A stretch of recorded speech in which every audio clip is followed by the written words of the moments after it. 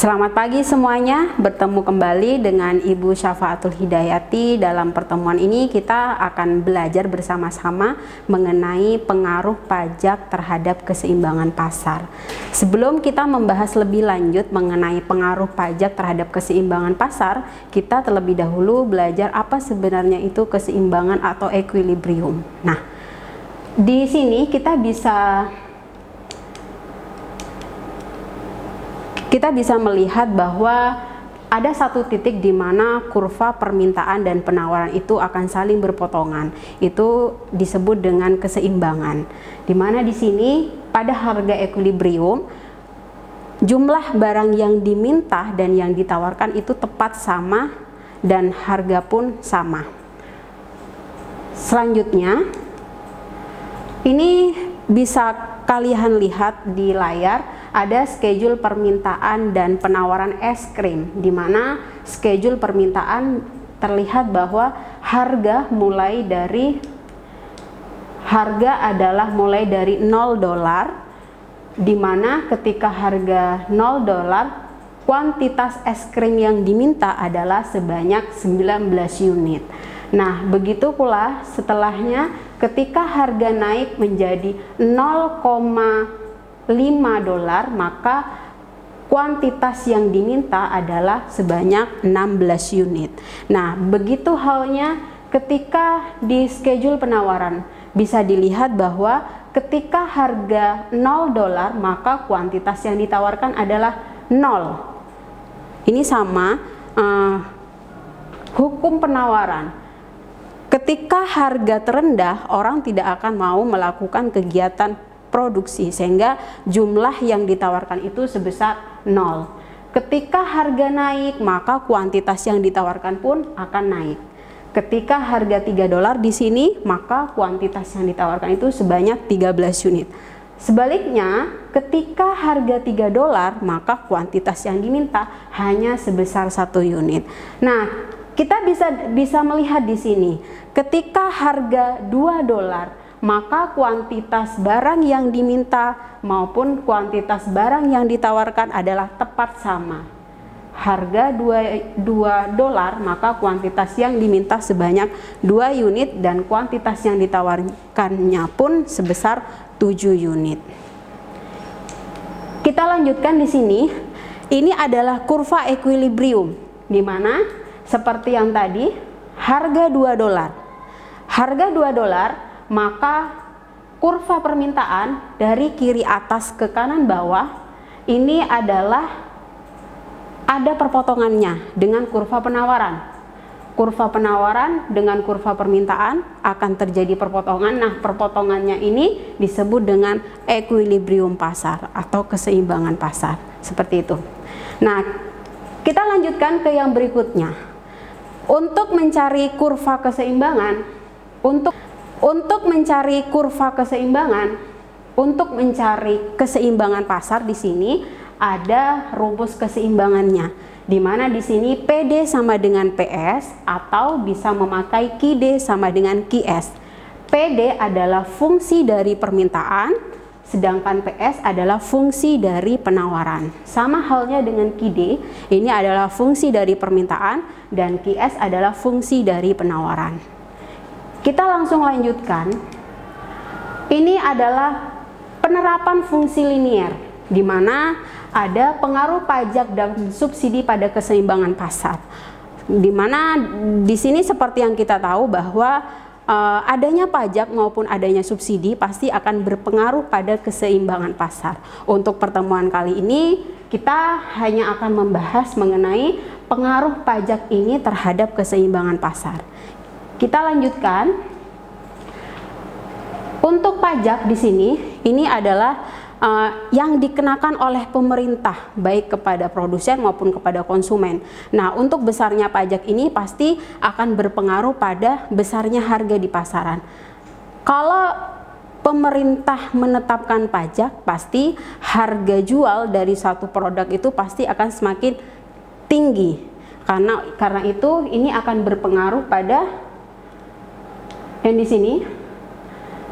Kalau misalnya adanya pajak, ini pasti menyebabkan si produsen itu akan menaikkan harga jual. Karena apa? Karena semuanya itu pasti akan ikut naik. Kita lanjutkan yang berikutnya. Nah, untuk selanjutnya kita akan mempelajari mengenai pengaruh dari adanya pajak tersebut terhadap keseimbangan pasar. Ini adalah keseimbangan sebelum adanya pajak. PD sama dengan PS. Nah, selanjutnya dengan adanya pajak, maka fungsi dari penawaran itu pasti akan berubah. Di mana PS aksen ini adalah fungsi penawaran setelah adanya pajak. Kita rumuskan PS sama dengan PS plus tax atau pajak. Karena apa? Yang berubah adalah fungsi dari penawaran. Karena hanya akan mengubah harga dari produk yang dijual oleh produsen itu sendiri, sehingga ini mempengaruhi perilaku dari produsen. PS aksen sama dengan PS plus tax. Nah, selanjutnya ini adalah kurva di mana untuk yang vertikal ini adalah harga atau price yang biasa kita singkat dengan P. Untuk yang horizontal ini adalah QD dan QS, kuantitas barang yang diminta QD dan kuantitas barang yang ditawarkan atau QS.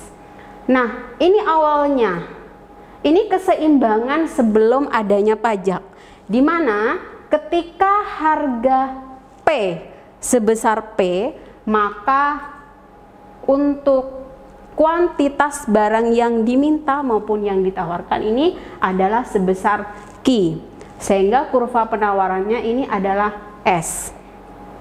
Nah, selanjutnya setelah adanya subsidi, setelahnya ada subsidi, ini pasti harga akan naik dari P ke PT, P ke PT. Selanjutnya, adanya kenaikan harga pasti akan berpengaruh pada jumlah yang diminta maupun yang ditawarkan. Jumlah yang diminta dan yang ditawarkan pasti akan berkurang. Kalau harganya tinggi, orang tidak akan mau untuk beli, sehingga akan merubah pada jumlah permintaan. Jumlah permintaan berubah, pasti akan diikuti oleh jumlah penawaran juga ikut berubah. Oleh karena itu di sini jumlah Q, baik QD maupun QS itu akan berubah ke QT.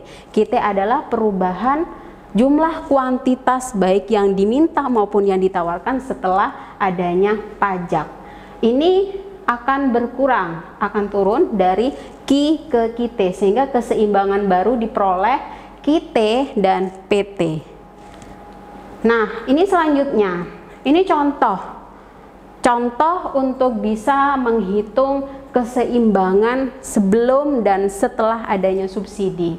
Ini dicontohkan soal fungsi permintaan suatu produk ditunjukkan oleh PD sama dengan 25 Q min Q, dan fungsi penawarannya adalah PS sama dengan 5 Q plus Q. Dengan pajak yang ditetapkan oleh pemerintah ini sebesar $2 per unit. Sekarang kita cari bersama-sama seberapa besar keseimbangan harga baik sebelum dan setelah adanya pajak. Kita lanjutkan ke yang berikutnya.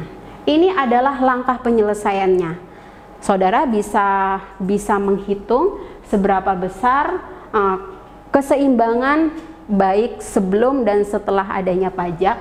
Kita ikuti yang pertama di sini. Ada keseimbangan pasar sebelum kena pajak. Oleh karena itu di sini adalah rumusnya PD sama dengan PS. Selanjutnya keseimbangan pasar dengan perhitungan pajak. Ini yang berubah, yang tadi adalah fungsi dari penawaran. Oleh karena itu di sini PD sama dengan PS aksen, di mana PS aksennya adalah PS plus tax atau pajak. Otomatis di sini harga itu pasti akan bertambah naik.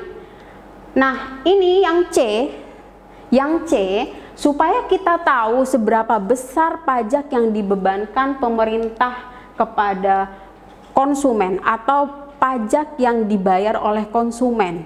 Di sini kita bisa mengetahui dari TK, tax yang dibayar oleh konsumen, kita singkat dengan TK, sama dengan PE aksen. Ini adalah harga ekuilibrium setelah adanya pajak, dikurangi PE adalah harga ekuilibrium sebelum adanya pajak. Selanjutnya yang keempat adalah pajak yang dibayar oleh produsen, di mana TP sama dengan T adalah pajak per unit dikurangi TK. Ini dikurangi TK. Yang terakhir adalah pajak yang diterima oleh pemerintah. Seberapa besar pajak yang diterima oleh pemerintah tersebut? Kita dapat mengetahui dari T sama dengan T besar ya, supaya bisa membedakan antara pajak per unit dengan total pajaknya. T sama dengan T kecil, tax per unit, dikali key equilibrium aksen. Ini jangan lupa, yang dipakai adalah key equilibrium aksen, karena setelah adanya pajak pasti kuantitas yang diminta dan yang ditawarkan ini pasti akan berubah. Oleh karena itu yang dipakai adalah key equilibrium aksen. Kita lanjutkan ke selanjutnya.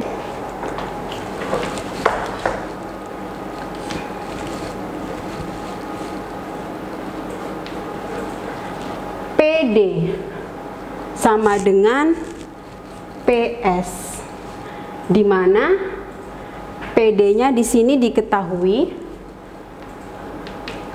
PD-nya adalah 25 min Q, sedangkan PS-nya adalah 5 plus Q. Ini adalah contoh dari fungsi permintaan dan fungsi penawaran. Kita lanjutkan ke yang berikutnya. Di sini fungsinya yang dipakai adalah ini. PD sama dengan PS. Kita coba yang berikutnya.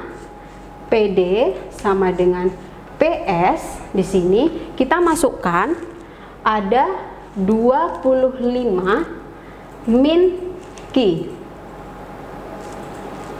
sama dengan PS adalah 5 plus Q. Kita satukan, yang sama-sama ada variabel Q-nya kita taruh di ruas kiri. Oleh karena itu di sini min Q tetap, yang awalnya positif kita pindah ruas ke ruas kiri menjadi negatif. Min Q sama dengan 5 tetap, yang dari ruas kiri kita pindah ke ruas kanan, otomatis pasti akan berubah tandanya menjadi min 25. Ini. Selanjutnya min Q dikurangi min Q, berarti min dikurangi min Q. Berarti di sini hasilnya tetap min. Berarti 2 min 2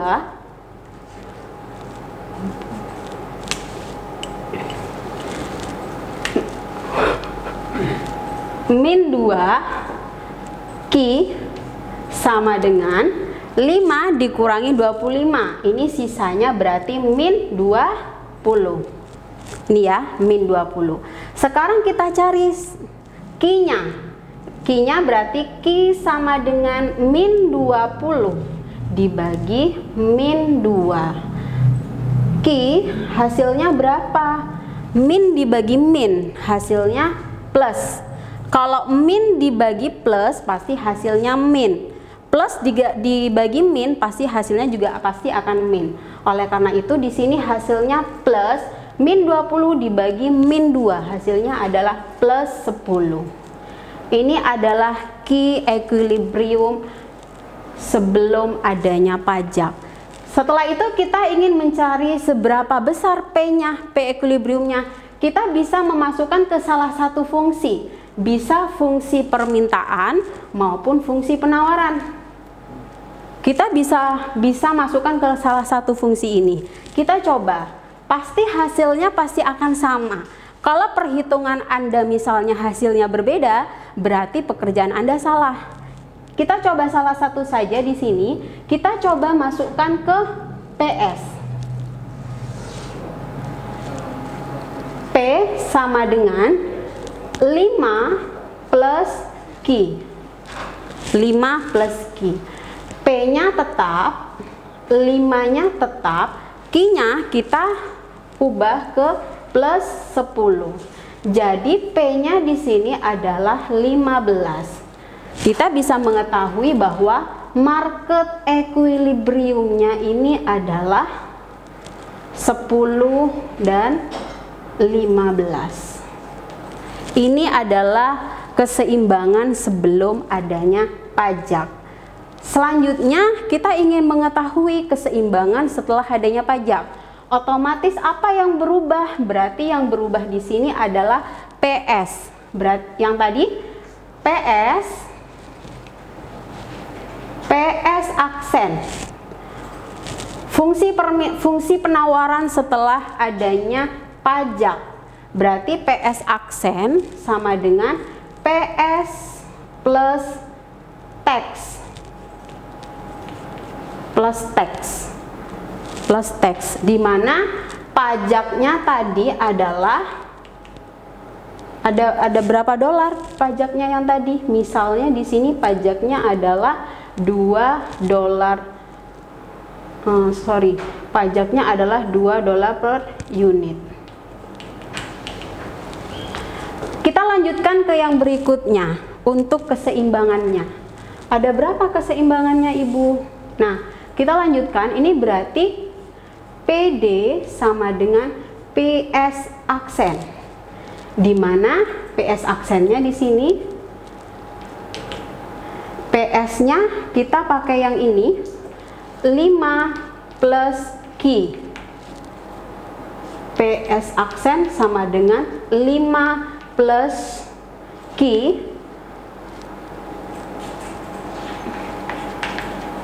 ditambah pajaknya di sini sebesar 2. Berarti fungsi penawaran yang baru setelah adanya pajak akan berubah. 5 ditambah 2 adalah 7 plus Q. Oleh karena itu di sini fungsi untuk bisa mencari keseimbangan pasar setelah adanya pajak, kita bisa memasukkan ke PD sama dengan PS aksen, di mana PD-nya di sini adalah PD kita pakai 25 min Q sama dengan PS aksennya kita pakai yang baru 7 plus Q. 7 plus Q. Yang sama-sama Q kita pindah ke ruas kiri. Berarti tandanya juga berubah. Yang positif menjadi negatif. Yang tidak ada tandanya, yang tidak ada variabel Q, kita pindah ke ruas kanan. Oleh karena itu di sini akan berubah min Q plus pindah ruas menjadi min. Berarti min Q sama dengan 25 pindah ruas ke ruas kanan, berarti tandanya berubah, min 25. Ini ya. Ini juga sama, min Q dikurangi Q, berarti hasilnya min 2 Q. Sama dengan 7 dikurangi 25, berarti hasilnya berapa? Karena ini adalah lebih besar min 25 daripada 7, berarti hasilnya tetap min. Min berapa? Min 18. Sekarang kita bisa mencari Q equilibrium aksen. Q equilibrium aksennya berapa? Sama dengan min 18 dibagi min 2. Min 18 dibagi min 2, min dibagi min hasilnya plus. Ingat, min dibagi min plus, plus dibagi min, min dibagi plus hasilnya min. Oleh karena itu di sini ditemukan key equilibrium aksen yang baru, key equilibrium yang baru setelah adanya pajak itu diketahui adalah sebesar 18 min 18 dibagi min 2. Hasilnya berapa? 9. Ini 9. Kita lanjutkan ke yang berikutnya. Untuk bisa mencari harga setelah adanya pajak, berarti saudara hanya bisa memakai fungsi penawaran. Karena adanya pajak itu mengubah fungsi penawaran saja. Oleh karena itu untuk mencari harga, saudara bisa memasukkan ke fungsi penawaran. Fungsi penawarannya di sini adalah P sama dengan 7 plus Q.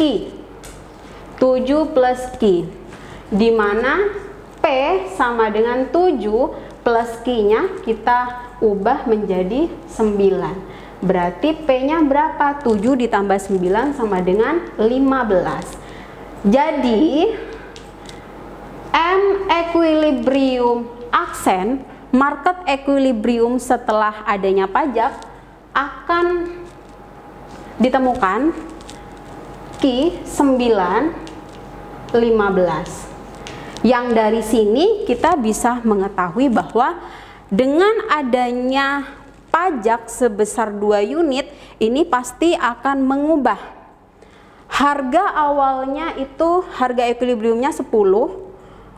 Di sini harga equilibriumnya ada 15. Ini bukan 15 ya, yang di sini adalah 16. Ini salah. Ketika harga sebelum pajak itu harga equilibriumnya adalah 15 dengan kuantitas equilibriumnya adalah 10. Nah, selanjutnya dengan adanya pajak itu pasti akan menyebabkan harganya semakin tinggi. Yang di sini yang tadi 7 ditambah 9 sama dengan 16. Berarti ada kenaikan harga dari 15 ke 16. Dengan demikian apa dampaknya? Dampaknya pada key equilibriumnya itu juga berubah. Dari 10 berubah turun menjadi 9. Selanjutnya gimana Bu caranya untuk menggambar kurva equilibrium? Kita coba gambar di sini.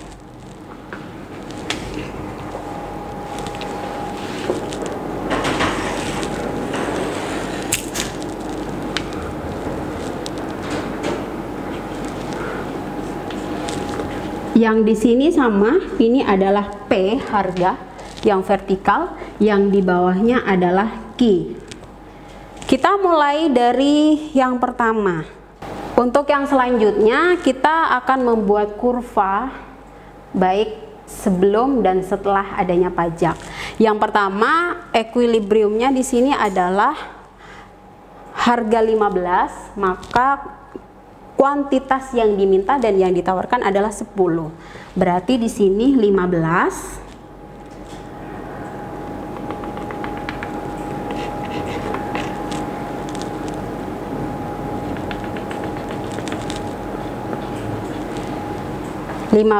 Dan 10. Selanjutnya ketika harga naik, yang di sini harga naik 16 ya, di sini keseimbangannya ini berarti 16. Ketika harga naik 16, maka untuk yang diminta, untuk kuantitas yang diminta itu berarti akan turun. Kita bisa melihat misalnya di sini 9, berarti kita bisa tarik, ini adalah demand, kurva permintaan. Selanjutnya ini adalah penawarannya. Ini 16, ini berarti ST. kurva penawaran setelah adanya pajak. Ini adalah pergeseran dari sini. Yang pertama, yang dari sini. Ini adalah SS. Sorry, ini adalah S. Hanya kurva penawaran saja. Penawaran sebelum adanya pajak dengan adanya kenaikan harga dari 15 ke 16, dari 15 ke 16 menyebabkan penurunan kuantitas barang yang diminta dan yang ditawarkan dari 10 ke 9. Nah, untuk kurva penawaran juga bergeser ke arah kiri. Berarti terjadi penurunan kuantitas barang yang diminta dan yang ditawarkan. Yang awalnya kurvanya S berubah menjadi ST atau kurva penawaran setelah adanya pajak. Demikian yang bisa Bu Safa sampaikan pada kesempatan kali ini. Selamat pagi. Assalamualaikum warahmatullahi wabarakatuh.